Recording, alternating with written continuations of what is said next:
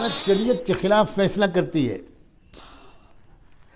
جب کوئی پارلیمنٹ میں شریعت کے خلاف کوئی بل آتا ہے تو ہم بہت ناراض ہوتے ہیں، خفا ہوتے ہیں، احتجاجی جلوس نکالتے ہیں، نعرے لگاتے ہیں.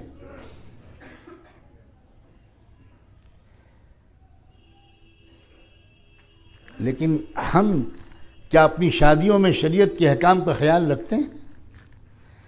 کیا اپنے نکاح و طلاق میں، اپنے گھریلو تقریبات میں اور زندگی کے بہت سے پہلوؤں میں ہم خود شریعت پر عمل نہیں کرتے لیکن یہ چاہتے ہیں کہ دشمن شریعت پر عمل کرے؟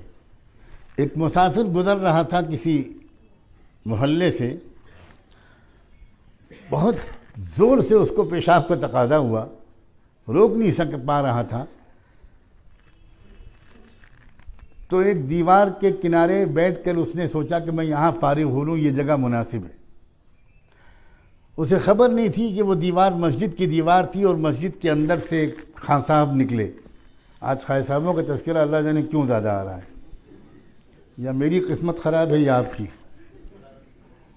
ایک پٹھان صاحب نکلے مسجد کے اندر سے اور دیکھا کہ کوئی شخص مسجد کی دیوار کے پاس بیٹھا ہوا پیشاب کر رہا ہے. بس خان صاحب کو غصہ آ گیا اور اس نے اپنی پٹھانی آواز میں ڈانٹ کے کہا کہ کمبخت، تجھے نظر نہیں آتا اندھا، یہ مسجد ہے، مسجد کے پاس بیٹھا ہوا پیشاب کر رہا ہے. آواز ہی اتنی خطرناک تھی کہ جان ہی تو نکل گئی اس بیچارے کی. بمشکل کسی طرح اس نے روکا اور پھر اٹھا. اس نے کہا صاحب، خان صاحب معاف کر دیجئے، مجھے پتہ نہیں تھا کہ یہ مسجد ہے، میں تو باہر کا آدمی ہوں، گزر رہا تھا. تو خان صاحب بولے کافر کا بچہ، پڑھ کلمہ، کلمہ پڑھ. وہ ڈر گیا. اس نے کہا کہ بھائی مجھے تو ابھی بیٹی کی شادی بھی کرنی ہے، ان خان صاحب کا موڈ اچھا نہیں ہے، اگر میں نے کلمہ نہ پڑھا تو میری تو چتا آج جلا دی جائے. تو اس نے سوچا کہ بہتر یہی ہے کہ کلمہ پڑھ لو. تو اس نے خان صاحب سے کہا کہ خان صاحب پھر پڑھا دیجئے کلمہ. تو خان صاحب بولے کلمہ تو مجھے بھی نہیں آتا پر تو پڑھ. یہ ہے آج کا مسلمان. ہنس بھی لیجئے مگر یہ بات رونے کی ہے. کلمہ مجھے نہیں آتا پر تو پڑھ.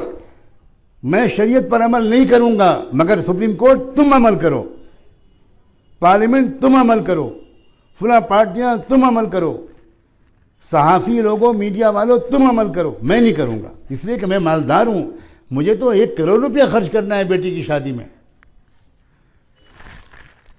مجھے تو ناچ گانا کروانا ہے، مجھے تو بے پردگیوں کا ایک بازار، ایک منڈی لگانی ہے. میں بہت بڑا آدمی ہوں، میں کیسے شادی کے ساتھ مسجد میں نکاح کر لوں؟